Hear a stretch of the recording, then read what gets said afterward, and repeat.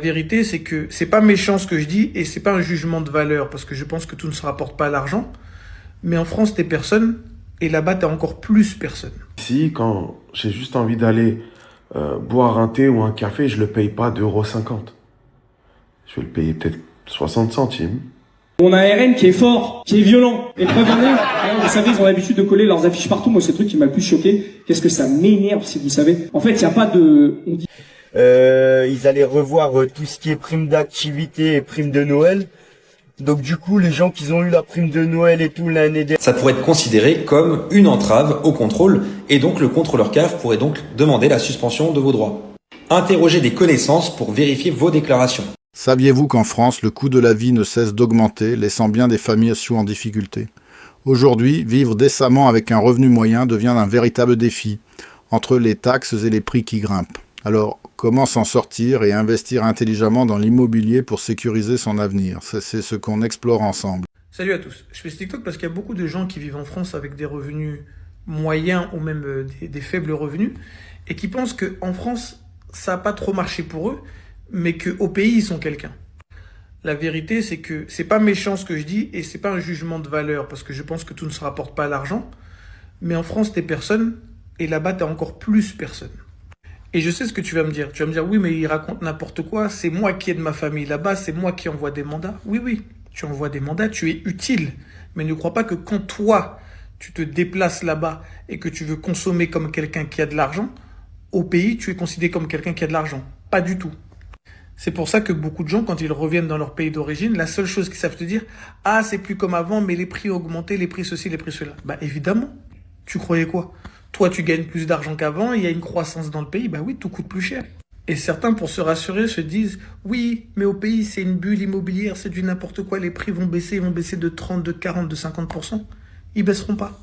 Ils baisseront pas parce que ce sont des pays où bien souvent l'accès au crédit est est très difficile.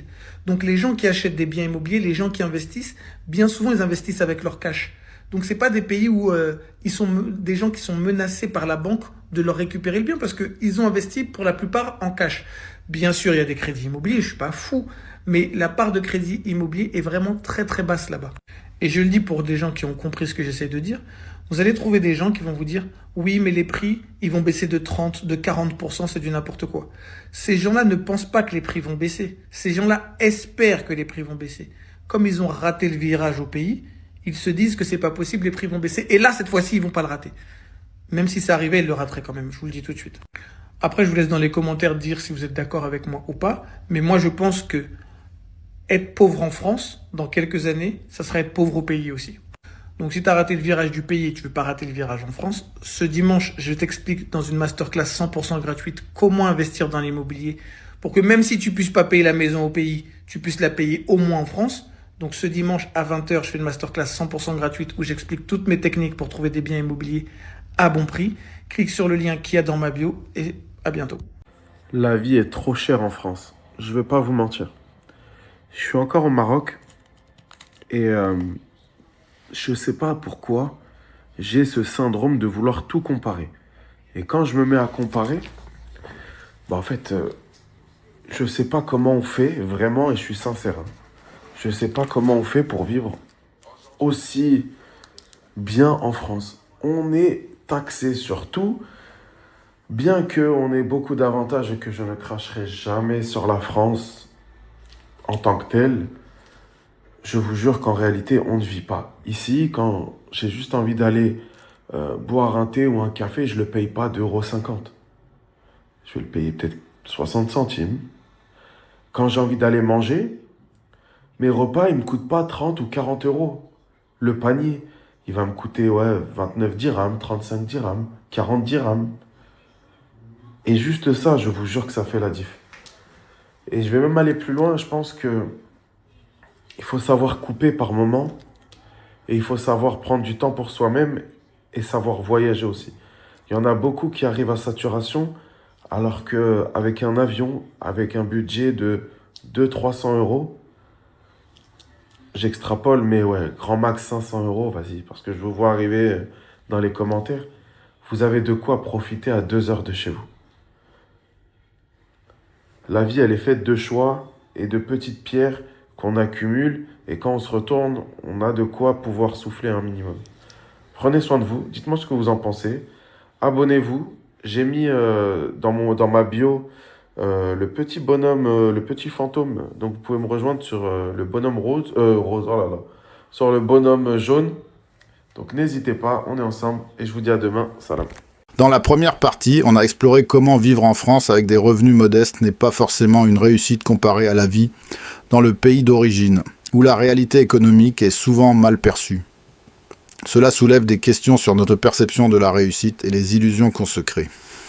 Dans la deuxième partie, nous allons découvrir comment ces réflexions s'insèrent dans un discours militant plus large. Écoutez-moi le condamné qui risque de prendre une nouvelle condamnation. On a un RN qui est fort, qui est violent. Et preuve en est, vous savez, ils ont l'habitude de coller leurs affiches partout. Moi, c'est le truc qui m'a le plus choqué. Qu'est-ce que ça m'énerve, si vous savez. En fait, il n'y a pas de... On discute, on fait comme si... Non, il n'y a pas une affiche du Front National dans cette ville. On n'accepte pas une affiche. C'est la seule chose qui doit nous animer tout le temps. On n'acceptera jamais que l'extrême droite puisse dérouler comme ça ses programmes, ses horreurs, ses violences. Jamais. Pas un tract. Pas une affiche. Et bah, forcément, on les arrache, leurs affiches. C'est notre travail de militants, évidemment, en tant qu'antifascistes, mais plus largement. Définition du fascisme, autoritarisme et rejet de la démocratie. Suppression des libertés individuelles, y compris la liberté d'expression. Glorification de la violence. Usage légitimé de la force pour atteindre des objectifs nationaux. Contrôle de l'information et de la propagande. Manipulation des médias ou des messages publics pour soutenir une idéologie. Refus du pluralisme, opposition à la coexistence de plusieurs visions politiques ou culturelles. Mais alors, l'antifa ne serait-il pas lui-même fasciste? C'est la définition qui le dit. De plus, faire la promotion publique de la destruction d'affiches électorales peut aussi être sanctionné. En France, cela peut constituer une provocation publique à commettre une infraction, même si la destruction n'est pas encore réalisée. Selon les circonstances, message public, appel explicite, support utilisé, l'auteur peut être poursuivi et encourir des amendes comparables à l'infraction visée, voire davantage si l'appel entraîne des dégradations effectives ou des troubles à l'ordre public. Voilà, merci, bonne journée. Vous avez la prime de Noël, faites gaffe, vous avez vu ce matin, c'est passé à France Inter. Y a le gars, il a parlé et tout, il a dit qu'il, comme la CAF et tout, en ce moment, ils avaient énormément de dettes, en fait. Ils allaient revoir tout ce qui est prime d'activité et prime de Noël. Donc du coup, les gens qui ont eu la prime de Noël et tout l'année dernière, normalement, ça devrait être présenté au Parlement la semaine prochaine. Et si c'est le cas, adapté déjà pour cette année. Donc ceux qui touchent la prime de Noël, ils vont revoir les barèmes. Donc vous allez peut-être la toucher cette année. Donc si ce que le gars il disait ce matin, c'est que quelqu'un qui avait 2 enfants mère seule et qui l'a touché, et maintenant ça marchera plus pour 2 enfants, ça sera 3 enfants.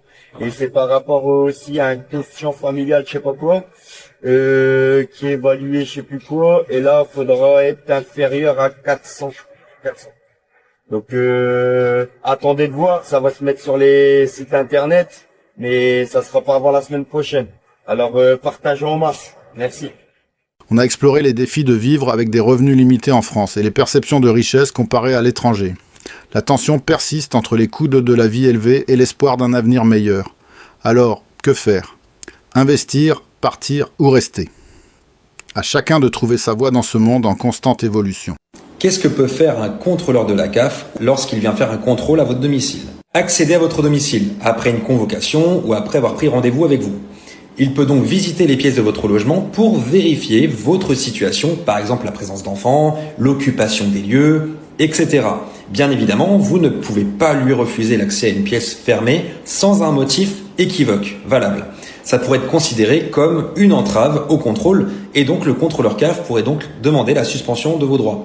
Interroger des connaissances pour vérifier vos déclarations. Effectivement, le contrôleur, il peut tout à fait contacter par exemple votre employeur, votre bailleur, votre banque, les fournisseurs d'énergie, etc. sans que le secret professionnel ne lui soit opposé. Il peut aussi questionner vos voisins sur votre situation, qu'elle soit familiale ou autre, comme votre train de vie, puisque le contrôleur CAF est assermenté. Il peut demander des justificatifs, par exemple, il peut exiger des documents qui prouvent votre situation, contrat de travail, quittance de loyer, facture, etc.